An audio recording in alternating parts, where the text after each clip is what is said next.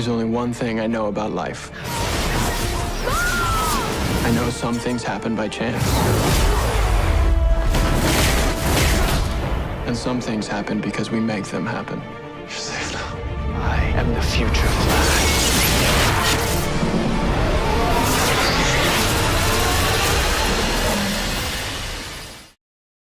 Happy 4th of July, everybody. They just started The Flash Season 4, Episode 1. They've been posting a whole bunch of stuff from behind the scenes, revealing plot details, as well as the big bad that they're casting. Somebody even revealed what they told him when he went in to read for it. So let's break this down. There's a new round of the Flash Ring giveaway. All you have to do to enter is be a subscriber, leave a comment on this video. We're just a couple weeks away from Comic-Con, so we'll be watching this footage in short order. But Danielle Panabaker was the first person to break Season 4. She posted this picture of her parking spot. So if you don't know what this sign is, you see the new logo for Season 4. They've already pasted it on the production office's Twitter account. So in another couple days, or maybe when we get closer to Comic-Con, they'll probably release the first official poster, but I do really like the color contrast with the red of his suit with the blue that they're putting behind him. It looks a little better than the poster from last year, which was almost like a blown out red version, which gave you a little bit of a tension headache if you stared at it for too long.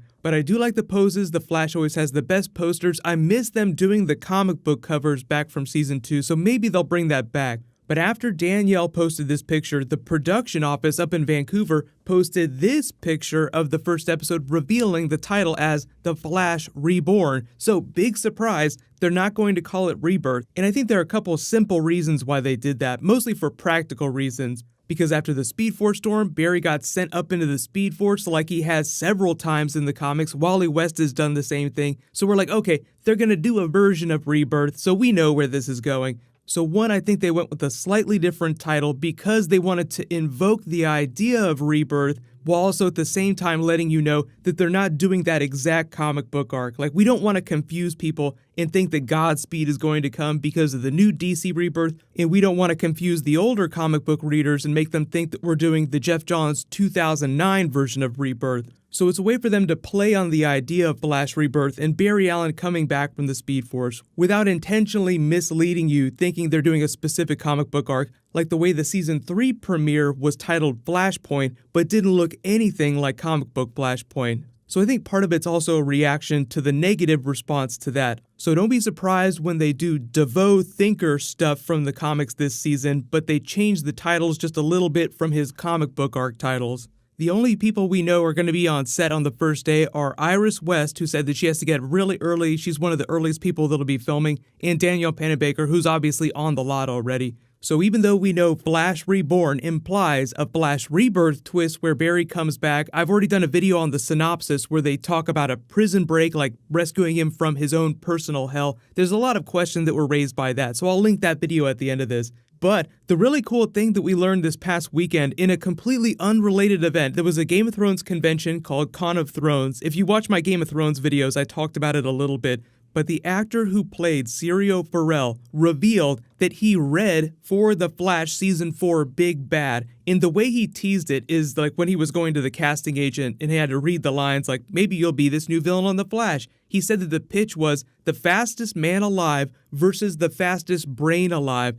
So he didn't reveal the character name that he read for, and I don't think that he reads Flash comics, so I don't think that he connected the dots that is the Thinker, because that's exactly who that sounds like.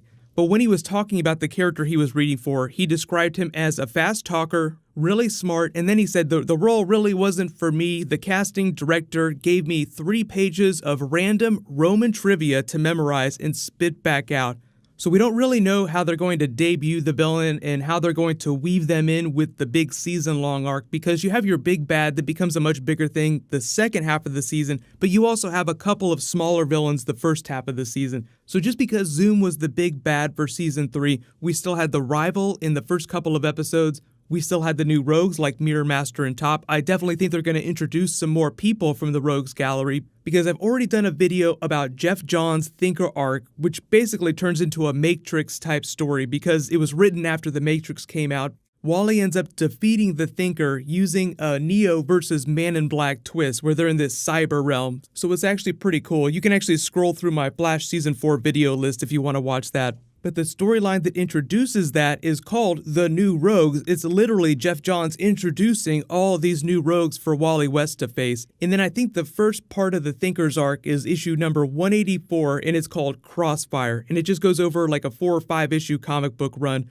where that version of the Thinker is trying to expand the processing power of his brain by absorbing Keystone and Central City. And he slowly starts to do it before the Flash eventually defeats him. Just remember the Flash TV show changes a lot of things from the comics, so I'm expecting them to pull from all the different versions of the Thinker going back to the Golden Age. So the big takeaway is that it's a mastermind who is very literally a mastermind. So it's somebody who can pull the strings of more powerful rogue characters and organize them in a way against the Flash that he's never seen before. We'll find out when we see that Comic-Con trailer in a couple weeks, but I wouldn't be surprised if they ramp his power levels up. Like he starts out being incredibly smart and then slowly gains more power through the season and gets crazier and crazier Matrix style. But what's going to happen is over the next couple of days, we'll actually see pictures from the set. So I'll just do new videos depending on which characters show up. It'll confirm certain things. I'm expecting all the Barry scenes to take place indoors just so they can maintain the mystery of what's going to happen with him. And add to that fact that when they're doing the Speed Force special effects, they have all that energy whirling around them. That's all green screen, so they'd have to film that indoors anyway. So you see people like Candace Patton, Danielle Panabaker, the other actors saying that they're going back to set. Just expect a little bit of radio silence from Grant Gustin until he actually appears on camera. Usually that's what tips the hat. They're like, okay, now we have to reveal that he's back because somebody saw him on set. But you look at this picture here, they're getting ready to start day 1 of 8, so it'll be the entire next week we'll be seeing stuff from the set of The Flash. So leave all your requests for bonus videos. As for the Comic-Con trailer, so rewatch just a little bit of the Season 3 Comic-Con trailer, and it'll give you an idea for what they're going to include in the Season 4 Comic-Con trailer. I'm finally free. I'm home. Hey, Slugger. There's my beautiful boy. Is everything all right? Everything's great. Some people are just meant to be in your life. Hey. Who the hell is this? This isn't your home, Barry. It's a mirage. It's already screwing with you and everyone you love, and pretty soon it's gonna take me right down along with you. Flashpoint.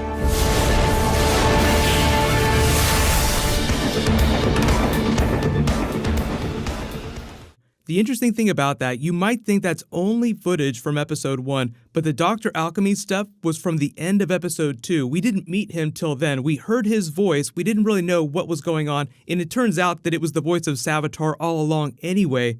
But that means that they'll probably include a little bit of footage from episode 2 in the Comic-Con trailer, but mostly episode 1 stuff. So when I do my breakdown of that in a couple weeks, we'll just have to guess which footage is from episode 1, which is from episode 2. But I think the real question is will they show Barry in the trailer? I think that they have to, because could you imagine if they tried to pitch a season of The Flash where they wanted to make people think that The Flash wouldn't come back? There would be riots in the street, even though if you're a comic book reader, you know exactly what's going to happen. Of course he's going to come back eventually, even if you know how TV works. So what'll happen is as we learn new stuff from the set, I'll do new videos, but leave all your requests in the comments below. There'll be new Game of Thrones, new Marvel, new DC posting really soon too. Congratulations to Joshua Morris, you're the latest giveaway winner. Please private message me on the back end of my channel so I can get your contact details. Click here to learn more about episode 1 and my season 4 playlist, and you can click here for brand new Rick and Morty. Thank you so much for watching. Everybody stay awesome. I'll see you guys tonight.